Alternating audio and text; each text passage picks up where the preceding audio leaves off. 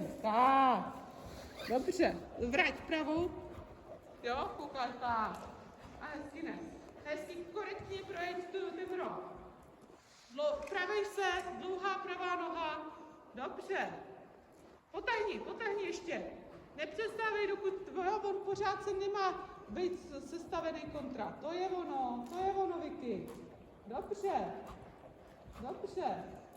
A nesmí se ti opírat do té pravé otěže. Výborně. Ačku velký kruh, x kruhy změnit.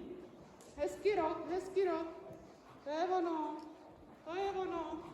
A nesu zase ruku. Občas zkusím ji trochu povolit. Když to půjde, když mám pocit, že by tam mohl držet. X kruhy změnit, připomínám.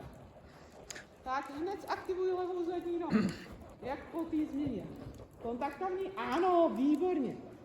Ještě má, tak. A vypoukává se, uhybá, hezky. Zůstáváš v C na velkém kruhu. Vrať trošku tou vnitřní otěží. Ano. Perfektní. Navádějnější.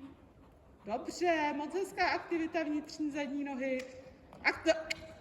A jsem zakřikla? Tak, dobře, malinko méně sestavení, je to ta levá strana. Dobře. Aktivita levá zadní, žádný... Tak, zůstaň ještě na velkém kruhu a udělej tam dobrý přechod. Uhni od levý. Tak, rozšiř ruku, nech ho vytáhnout, super. Dobroš.